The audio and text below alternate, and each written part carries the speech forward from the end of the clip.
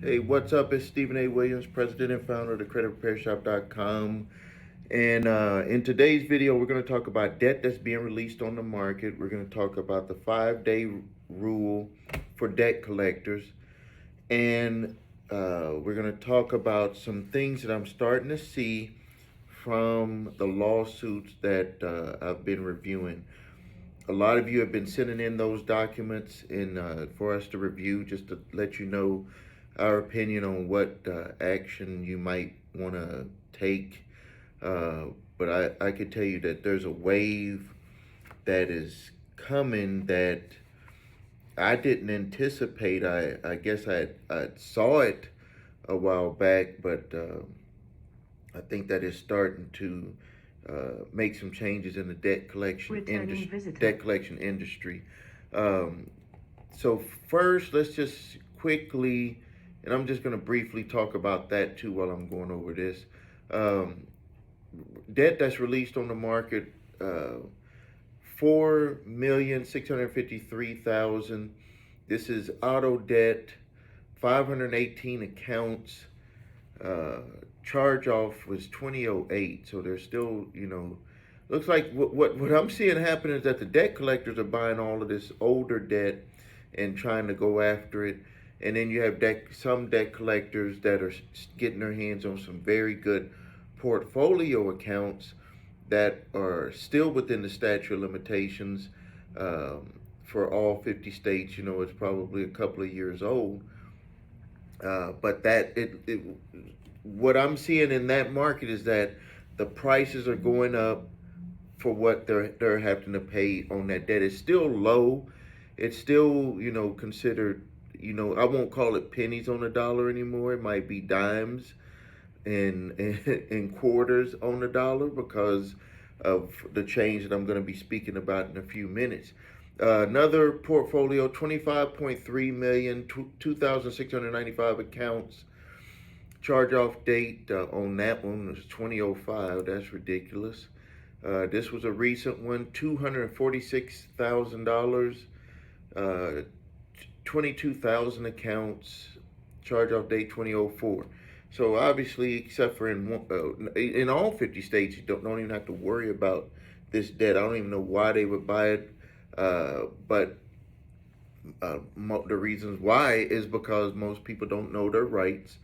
When they get a letter from a debt collector, the first thing that you should do is see if it's that particular debt, the charged off account that they purchased, is past the legal statute of limitations to be able to collect. And we're going to talk about that at the end of the video.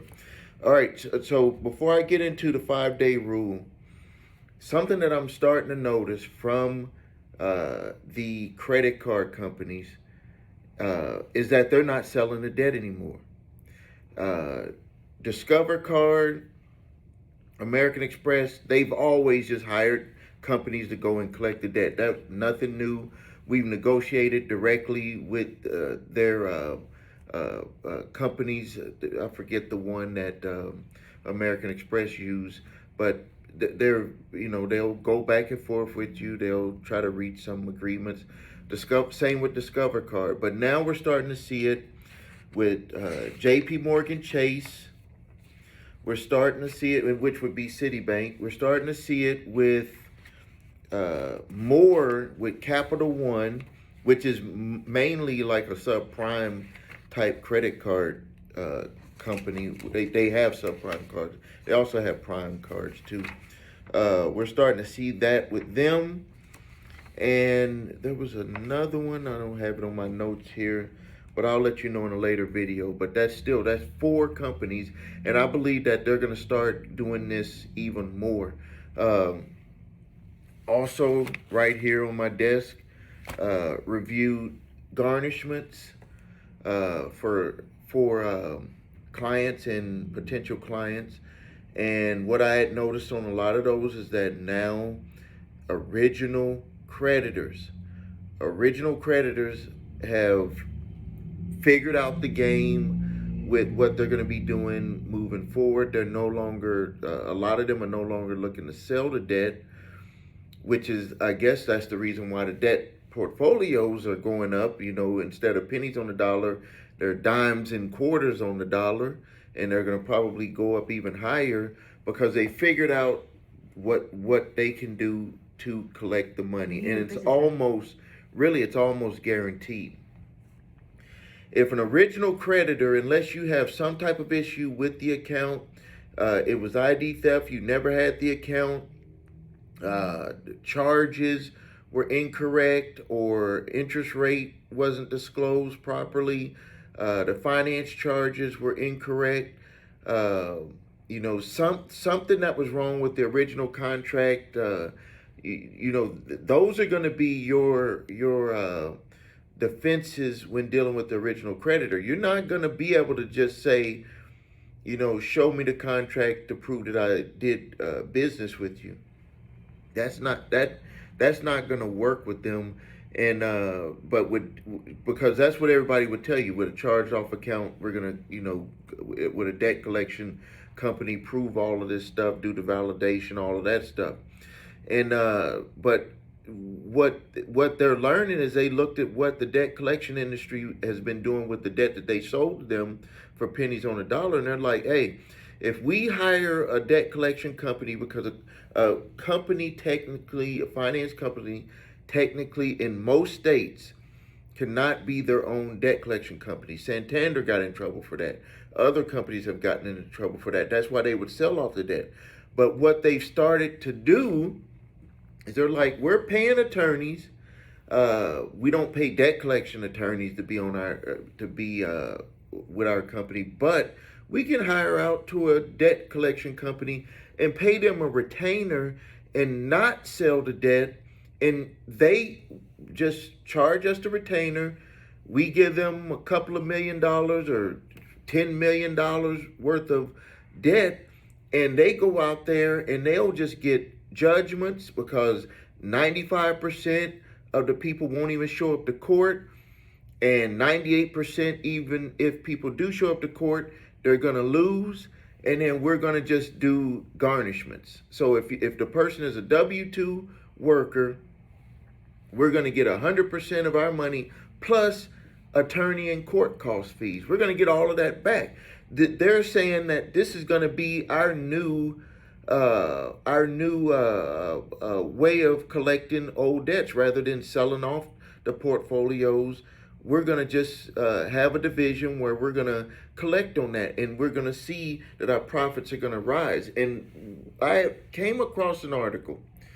What really kind of got me going on making this video is that it had stated, so even with, check out these numbers when you hear this, it's going to blow your mind.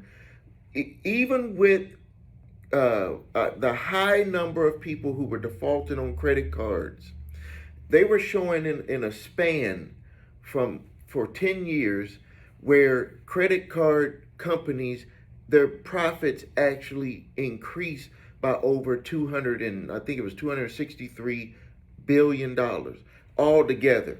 So they went from 44 billion, and then people were defaulting. Obviously they had good customers that continued to pay, but even with that, they had figured out, even with that, that's what made the whole subprime credit card approval market boom, was because they figured out that if we get people who are not good at handling their money, even though their credit is bad, we give them a little bit of money. Give them a card for $1,000, $1,500. They will pay a certain amount on that card regardless before it goes bad. Most people will usually hang on to that card a year, 2 years, maybe 3 years. The amount of money that we make in between that period of time more than paid for us giving them that initial $1,000, because we made money on them, made with the interest. We made money when they bought it from a store. We made a percentage of that. So we don't even care. We made a killing. We made money selling their information to other companies because we're like, hey, Steve loves buying these fancy watches. He put it on his credit card, and all of a sudden other watch companies sending me magazines, which I do. Every month I get 2 magazines from expensive watch companies. So it's like, okay, who told you about that? So they're making money. That way they're making money hand over fist. We don't even know all the different avenues that they're making money. Selling data, all of that stuff. So they were like, do it because we're going to make all of our money back. So it went over $263 billion. And now they're like, we don't have to sell the debt. We can make money all of those different ways, take them to court, and we're going to be able to garnish and have monthly payments coming in. So we're going to make money on a card, 100% plus on a card that has went bad. That's why I had started noticing, and people would also say this, and I would just kind of say, hey, they're going to add on those fees until that card is charged off. But when I look back at notes and look back at different files, like the couple that I got right here, I did notice that the credit card companies made it a point to keep that interest rate clock ticking. Have it add up, have it add up, have it add up, because for days like right now where they could just say, hey, we're not going to sell it to you, Mr. Debt Collector, because they used to just let it build up so they can make the portfolio look fat. If you got $5 million worth of debt, but you let that interest rate balloon up on there, and now you got a $7 million portfolio that's got fees on top of there. And the debt collector, what are they going to say? They're just taking the documents, and they're like, hey, that was the interest rates that was charged at the time. And a lot of people don't know, when your card goes bad, the interest is still occurring. It's still adding up interest on that debt that you have until they sell that debt. That's something that they are allowed to do. So they let it balloon up, selling it to debt collectors. It was a $5 million true portfolio. They sell it, it's a $7 million portfolio, and they were getting pennies on the dollar. Now they're getting dimes and quarters on the dollar. But now what they're starting to do is they're like, we're not going to even sell the portfolio because we're going to make that whole $7 million back, and we're going to make plus attorney fees and court costs on top of that. We're going to lose really nothing. And what if, I know a lot of people are saying, well, a large amount of people are going to file bankruptcy. Well, they did change the bankruptcy laws, and if you have any sort of income and you don't qualify on that federal affidavit where you're going to swear to, and your attorney has to swear to your statements that you put on that paper, you're going to be put into a Chapter 13, and all of your money is just going to be draining out with payments doing it that way. So now, and we're going to talk about solutions. I'm just telling you what's going on, and then I'm going to talk about the solutions on this. So now, the first step when dealing with a debt collector, and you might as well even throw this in when you're getting a letter from an original creditor. And this, what it'll help you do with an original creditor is to try to formulate some sort of settlement plan with them. But when dealing with a debt collector, there is something that's called a 5-day rule, and I've talked about this before. The reason why the 5-day rule has problems is because most people, when they get that original letter from a debt collector, they do absolutely nothing. They do absolutely nothing. That's why you have charge-offs all over people's credit reports. That's why people are, not answering their phone. All of this stuff is happening. And even if they answer their phone, they still don't know their rights about doing a dispute, that you have 30 days to do the dispute. And if you don't do the dispute in that 30 days, they could put that information on your credit reports. It's just like they're just walking up steps to be able to put more pressure on you. So you have what's called a 5-day rule when dealing with debt collectors. It's Section 809 of the Fair Debt Collection Practices Act, Section 809A. And this is where a debt collection company is going to send you a written notice about a debt and the actions the consumer can take. This is in that 30-day letter. They're going to send you this. But a lot of people don't know that there's a 5-day rule that's also in there. Like, everyone knows you send a validation request. Everybody knows You ask them for more information if you don't recognize it. Everybody knows you can do a debt validation, but rarely people know about this.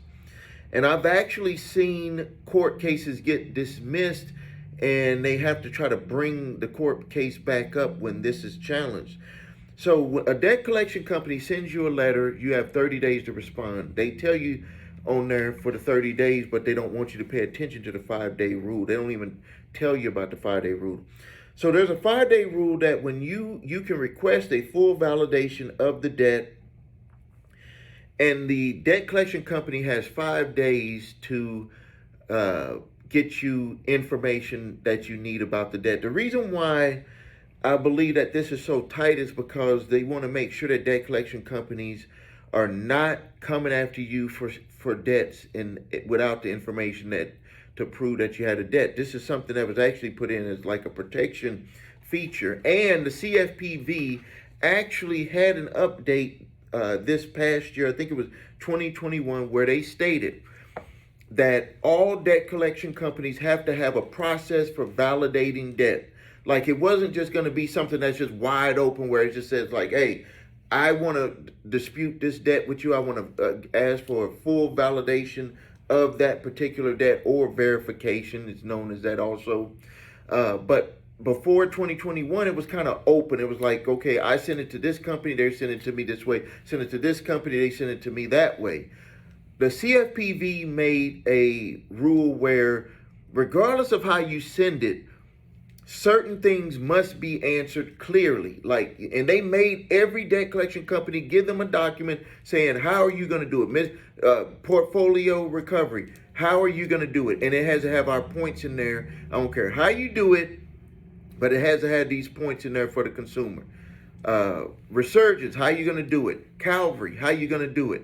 LVMV, how you going to do it? Regardless how you're going to do it, it's still got to have those points. They had to actually give those documents to the CFPB for review, and they said, okay, we check off on it because you have our points. You might have some other stuff in a certain way that you want it, but you have our points in there. And one of the biggest points in there was that how are you going to deal with that 5-day rule? How are you going to get the information back to the consumer when they ask for that validation, verification, whatever you want to call it? Basically, that's what it comes down to. And they have 5 days to get that information to you. And they also had to agree that during that 5-day period, no lawsuits can be filed, no threats of lawsuits can be filed, and no threats to the consumer at all about calling your job. We're going to do call references.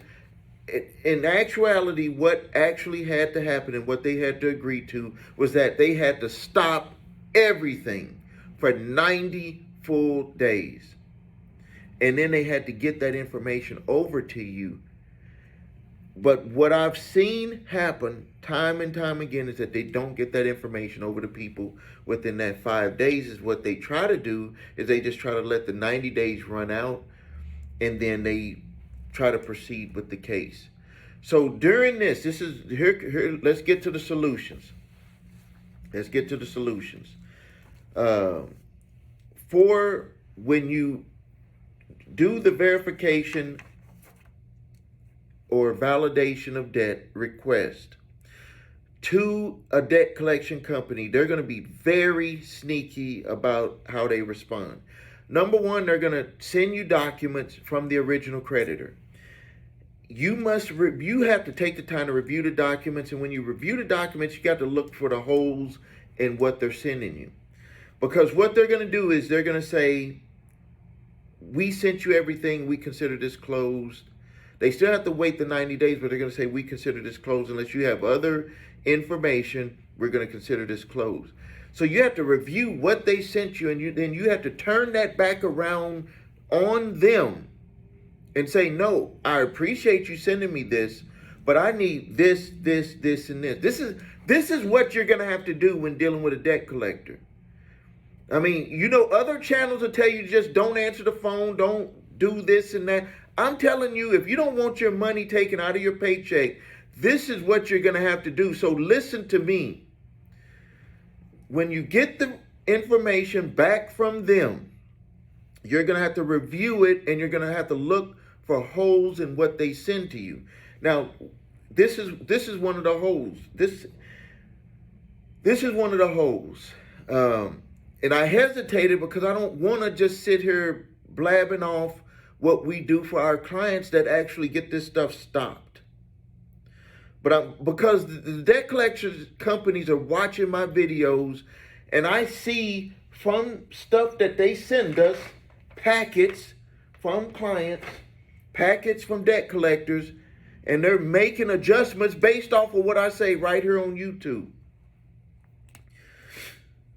So what you have to do is you have to just look at the documents, and you have to look at the holes on it. You have to look at if they gave you information about every charge. I'm not going to mention all of them here. I'm sorry. But I'm going to tell you some things that you need to look at. Look at everything about the charges. Look at what you would, if you were the holder of that account, if somebody was coming to you and they said you owed all of this money to them, a different company, a third-party company, and you did not have a contract with that company, and you know that the way that the laws are written, that you don't have to have a direct contract with that debt collection company, because they're going to say we purchased it from a portfolio.